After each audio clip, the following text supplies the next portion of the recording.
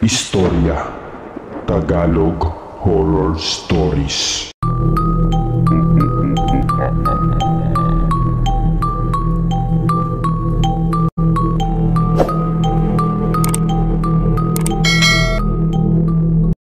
Ginagamit ang pandinig sa komunikasyon para matanggap ang mensahe na nais iparating ng iyong kausap. Tumutukoy ito sa ating kakayahan upang madinig ang anumang tunog sa pamamagitan ng ating tenga. Pero sino ang makakapagsabi na bukod sa ikatlong mata o third eye ay isa rin itong paraan upang makipag-ugnayan sa atin ang mga kaluluwang ligaw? Ito ay kwento ng isang pamilya na sinubok ang tatag ng samahan ng minsang gambalain sila ng mga bulong. Hunyo, taong 2022 na mangyari ito sa pamilya ni Aris. Isang simpleng binata na walang hinangad kung hindi ang makatulong sa kanyang pamilya. Nagtatrabaho siya bilang isang factory worker sa isang malaking pabrika dito sa Marikina. Nagsimula ang kwento nang umalis patungong probinsya ang kanyang ina upang asikasuhin ang lupang ipinamana sa kanilang magkakapatid. Ibinenta kasi ito ng kanilang panganay na kapatid at naghati-hati sila sa perang pinagbentahan nito. 3 araw din ang lumipas bago umuwi ang ina ni Aris na si Aling Madel, pero hindi nila akalaing sa pag-uwi nito ay magsisimula ang kalbaryo ng kanilang pamilya. Nung araw na bumalik ang kanilang ina ay napansin agad nila na tila may kakaiba rito. Nakita ni Marites, panganay na anak ni Aling Madel, ang kanyang ina na nagwawali sa kanilang sala. Nagtanong si Marites sa kanyang ina na si Aling Madel kung anong oras ito dumating. Pero nagtaka siya nang hindi sagutin ng kanyang ina ang kanyang tanong. Tinignan lang siya nito ng ilang segundo at biglang bumalik na sa ginagawa. Nanibago siya dahil masiyahin ang kanilang ina at hindi tahimik. Kung minsan ay bumabalik din naman sa normal si Aling Madel at nakakausap ng matino. Pero madalas ay asal bata ito. Mayroon ding pagkakataon na buong araw ay mainit ang ulo niya at halos lahat ng bagay ay kanyang napapansin. Maging ang kanilang mga kapitbahay ay napuna rin ang malaking pagbabago kay Aling Madel. Dahil halos buong araw na wala si Aris sa kanilang bahay, ay hindi niya alam ang mga nangyayari dito. Binabaliwala niya ang mga nadidinig na usap-usapan ng kanilang mga kapitbahay na nasisiraan na ng bait si Aling Madel. Pero nang mismong ang mga kapatid na niya ang nagsabi na mayroon ngang nag-iba sa kanilang ina, ay agad niya itong inobserbahan. 2 araw na hindi pumasok si Aris para malaman kung totoo ba ang sinasabi ng mga kapatid niya.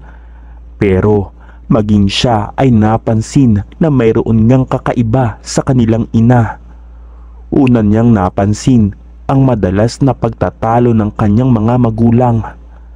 Madalang na mangyari iyon dahil kahit na madalas na umuuwi ng lasing ang kanilang ama, ay mahaba naman ang pasensya ni Aling Madel sa kanyang asawa. Pero ngayon ay lagi ding mainit ang ulo ng kanilang ina, kaya't madalas silang magbangayan. Bago po tayo magpatuloy, suportahan niyo po ang istorya ni Jay. Pakiclick na po ang subscribe button at i-hit ang notification bell para updated kayo. Pangalawa, madalas na nagpapatugtog ito ng malakas.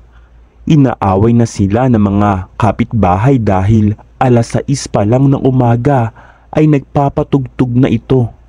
Sila na lang ang humihingi ng pasensya para sa kanilang ina. Pangatlo, ay madalas nilang nakikita ang ina na sinasabunutan ang sarili o kaya naman ay pinupukpok ang sarili nitong ulo. Dahil doon, nakumbinsi na si Aris na hindi na normal ang inaasal ng kanyang ina. Lumipas ang 1 linggo at nakita na lang nilang umiiyak si Aling Madel habang sinasabi nito ang mga katagang, "Tama na, ayaw ko na."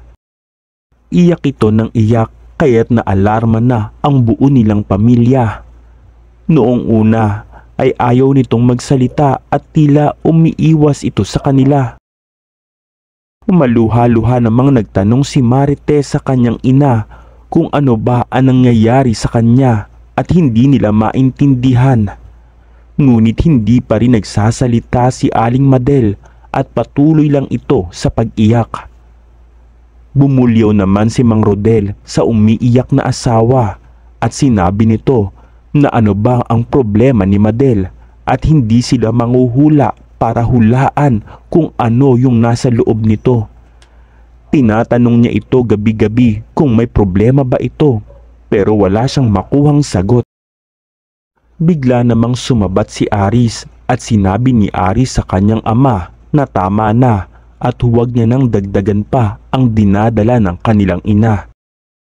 Mas lalong humagulgol ang ina ni Aris na si Aling Madel.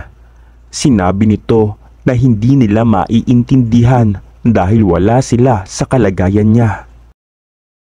Sumagot naman si Marites at sinabi niya sa kanyang ina na paano nila ito iintindihin kung sinasarili lang nito ang problema. Ayaw daw nilang nakikita ito na nagkakaganyan.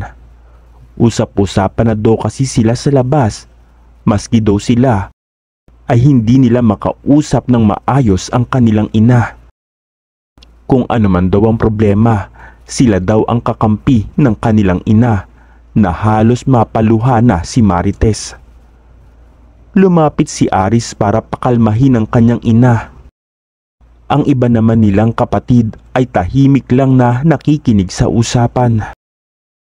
Biglang humagulgol si Aling Madel at nagsalita. Sinabi niya na ayan na naman siya. Tama na. Palaisipan sa kanila kung ano ba ang tinutukoy nito. Nagtanong na si Aris sa kanyang ina kung ano ba iyon at handa silang makinig. Panandaliang natahimik ang 4 na sulok ng kanilang bahay. Hinihintay nila na magsalita si Aling Madel at pakinggan ang sasabihin nito. Huminga muna siya ng malalim bago magsalita. Sinabi ni Aling Madel na simula daw na umuwi siya. Mayat maya daw siya na may nadidinig. Humihingi daw ito ng tulong. Ewan daw niya kung bakit siya daw ang ginagambala. Nagtanong naman si Marites sa kanyang ina.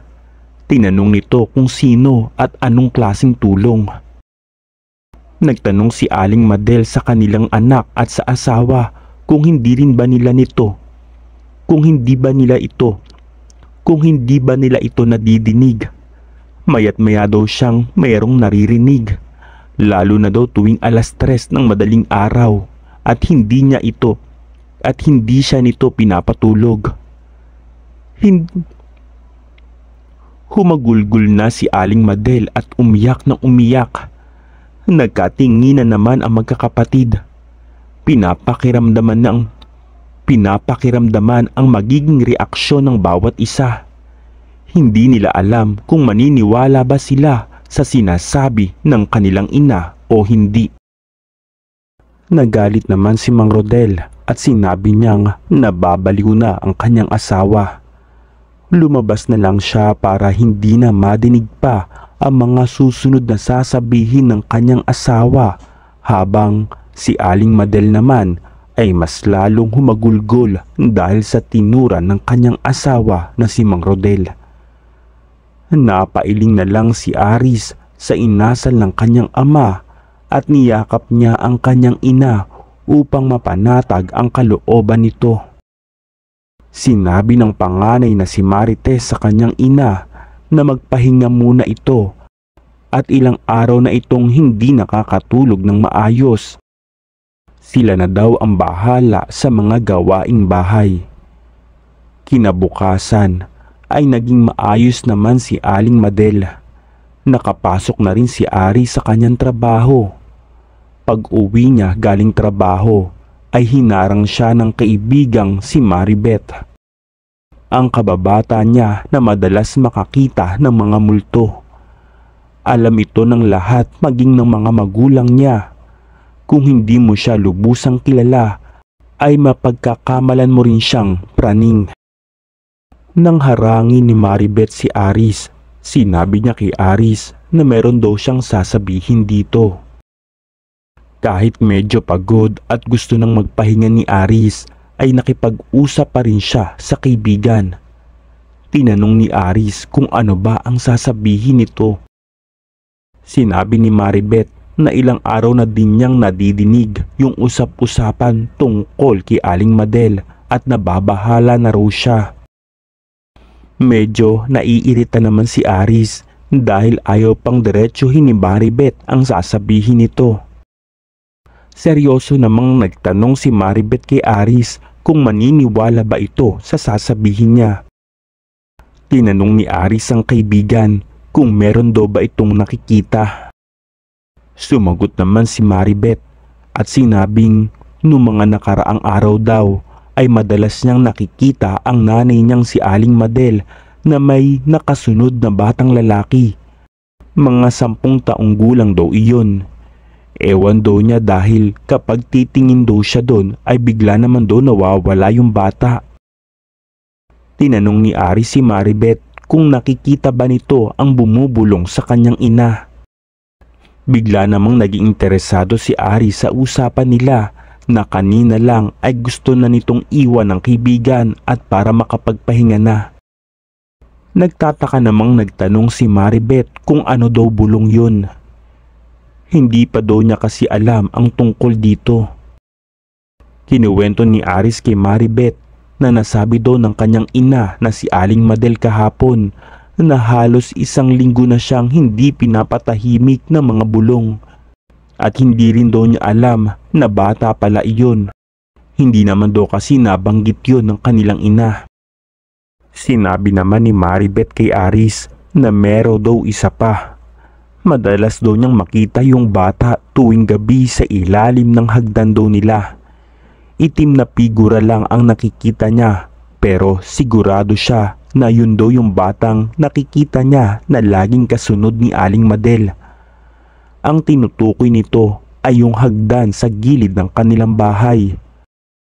3 palapag kasi ang bahay nilang iyon.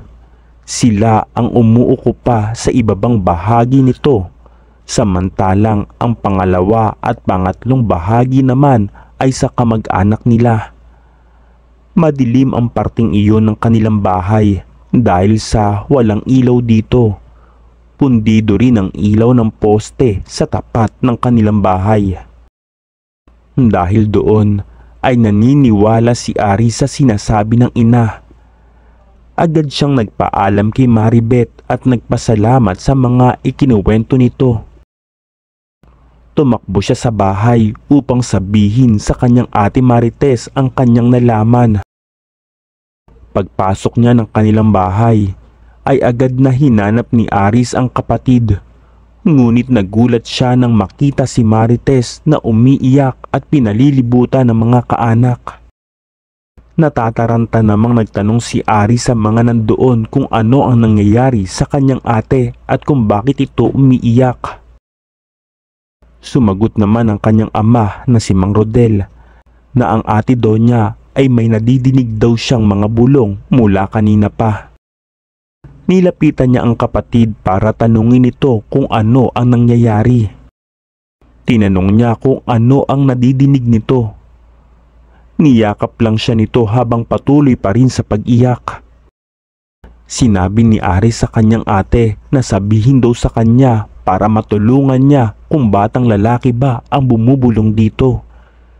Bigla naman itong napatigil ng bahagya sa pag-iyak at tila nagulat sa tanong ng kanyang kapatid.